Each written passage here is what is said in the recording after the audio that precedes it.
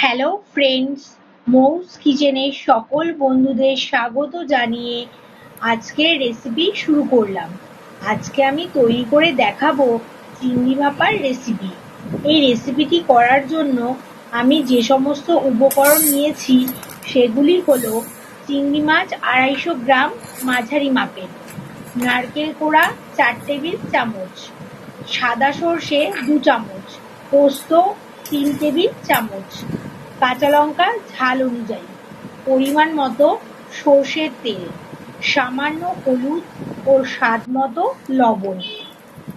এই রেসিপিটি কিন্তু সর্ষের তেলেই করতে হবে, তা না হলে এর স্বাদ অনেকাংশে কমে যাবে।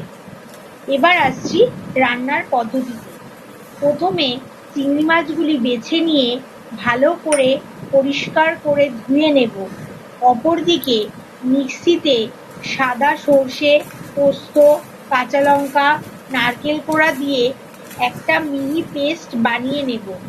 এই পেস্ট করার সময় মিক্সিতে অল্প পরিমাণ জল দিতে হবে। এরপর চিংড়ি মাছগুলি পরিমাণ মতো নুন হলুদ দিয়ে মাখিয়ে নেব ও অপরদিকে মিক্সি থেকে নারকেল, সর্ষে, পোস্ত বাটা ও কাঁচা লঙ্কার পেস্ট দিয়ে ভালো করে ম্যারিনেট করে নিয়ে ওর মধ্যে পরিমাণ মতো সর্ষের তেল দিয়ে আবারও মেখে নেব।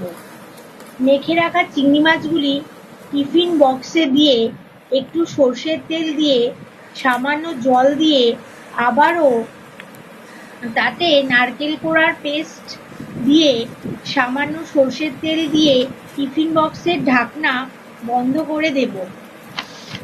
টিফিন বক্সের ঢাকনা বন্ধ করে কড়াইতে জল দিয়ে গ্যাসের ওভেন অন করে ওই জলে টিফিন বক্সটি দিয়ে লো ফ্লেমে রেখে দেব।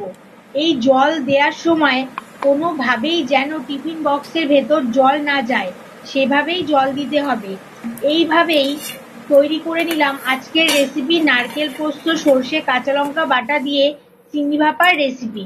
রেসিপিটি যদি আপনাদের ভালো লেগে থাকে তাহলে অবশ্যই এই পদ্ধতিতে একবার হলেও বাড়িতে ট্রাই করে দেখবেন। নমস্কার বন্ধুরা, এই রেসিপিটির জন্য অবশ্যই শেয়ার, সাবস্ক্রাইব, লাইক ও কমেন্ট করে জানাবেন আমার ইউটিউব চ্যানেল মৌস কিচেনে।